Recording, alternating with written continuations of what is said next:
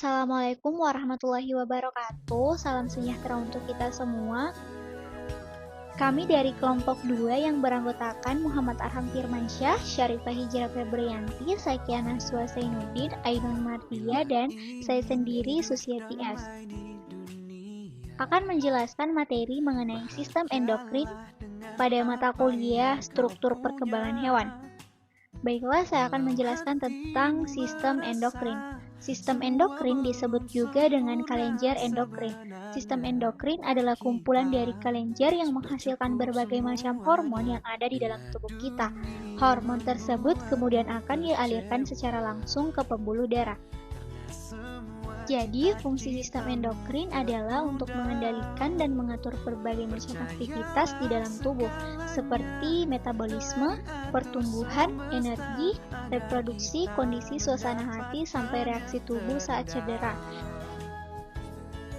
Baik, terima kasih atas kesempatan yang telah diberikan.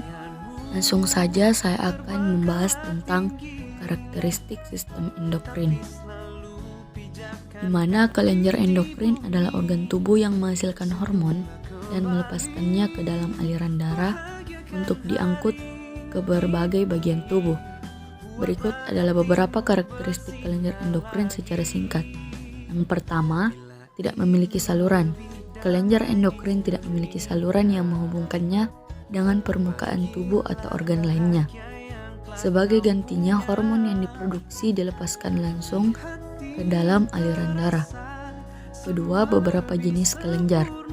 Ada berbagai jenis kelenjar endokrin dalam tubuh manusia, termasuk hipotalamus, hipofisis, tiroid, paratiroid, adrenal, pankreas, ovarium pada wanita, dan testis pada pria. Ketiga, pengaturan fungsi tubuh. Kelenjar endokrin berperan dalam pengaturan berbagai fungsi tubuh, seperti pertumbuhan dan perkembangan, metabolisme, reproduksi, keseimbangan elektrolit, respons stres, dan banyak lagi. Keempat, ada produksi hormon. Kelenjar endokrin menghasilkan hormon-hormon khusus yang terdiri dari zat kimia yang diangkut oleh aliran darah dan mempengaruhi aktivitas sel-sel atau organ-organ target di berbagai bagian tubuh. 5. Ada pengaturan hormonal. Kelenjar endokrin juga terlihat dalam umpan balik hormonal. Hal ini berarti hormon yang diproduksi oleh suatu kelenjar endokrin dapat mengatur pelepasan hormon-hormon lainnya dalam sistem endokrin. Keenam, ada respon lambat. Respon terhadap hormon umumnya bersifat lambat dibandingkan dengan respon yang diatur oleh sistem saraf. Namun, respon hormonal seringkali berlangsung lebih lama dan memiliki efek yang lebih luas dalam tubuh. Kemudian yang terakhir, ada kelainan hormonal. Ketidakseimbangan hormon dalam kelenjar endokrin dapat menyebabkan berbagai gangguan dan kelainan hormonal, seperti diabetes, hipotiroidisme, sindrom Cushing, dan lain-lain. Baik, saya akan menjelaskan macam-macam kelenjar endokrin.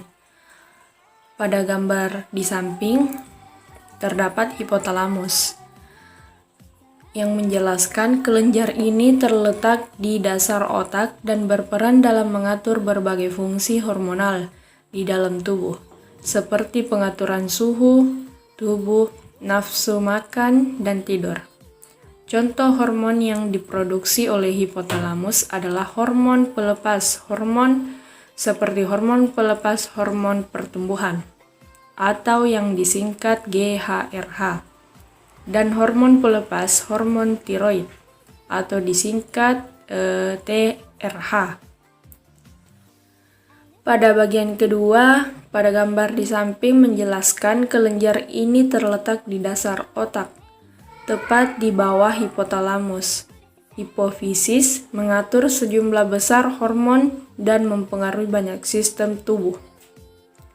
Bagian ketiga, pada gambar di samping tiroid, kelenjar ini terletak di bagian depan leher dan menghasilkan hormon tiroid, yaitu tiroksin atau T4 dan dotironin atau T3. Hormon tiroid berperan dalam mengatur metabolisme, pertumbuhan, dan perkembangan tubuh. Baik, saya akan melanjutkan materi dari rekan saya, yaitu macam-macam kelenjar endokrin. Macam yang keempat ini ada paratiroid. Seperti teman-teman lihat pada gambar berikut. Nah, di mana kelenjar paratiroid ini terletak di belakang tiroid dan menghasilkan hormon paratiroid atau biasa disebut dengan paratiroid hormon atau PTH.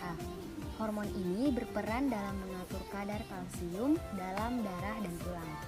Macam yang kelima ada adrenal, di mana kelenjar adrenal ini terletak di atas ginjal dan terdiri dari dua bagian utama, yaitu ada korteks adrenal dan medula adrenal. Korteks adrenal menghasilkan hormon kortisol yang terlibat dalam respons stres, hormon aldosteron yang mengatur keseimbangan elektrolit, serta hormon seks seperti estrogen dan testosteron. Sedangkan untuk medula adrenal menghasilkan hormon epinefrin atau adrenalin dan norepinefrin yang mempengaruhi respons tubuh terhadap stres. Bisa teman-teman lihat pada gambar berikut, ada adrenal medula, adrenal gland, dan adrenal korteksnya. Terus macam yang keenam ada pankreas. Pankreas ini selain berperan dalam sistem pencernaan, pankreas juga memiliki fungsi endokrin.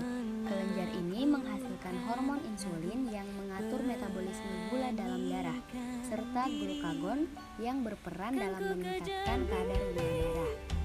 Terlihat jelas pada gambar yang tertera, teman-teman bisa lihat sendiri. Bismillahirrahmanirrahim. Perkenalkan, nama saya Muhammad Arham Firmansyah.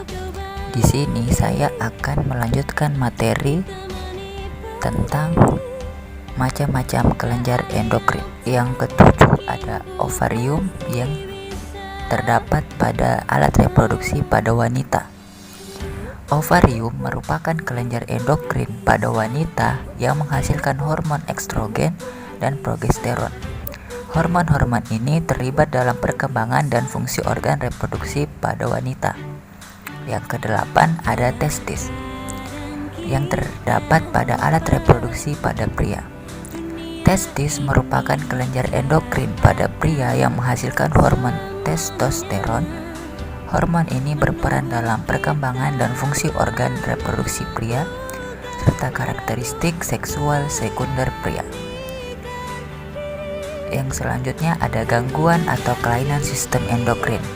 Berikut adalah beberapa contoh gangguan atau kelainan yang dapat terjadi dalam sistem endokrin. Itu ada 7.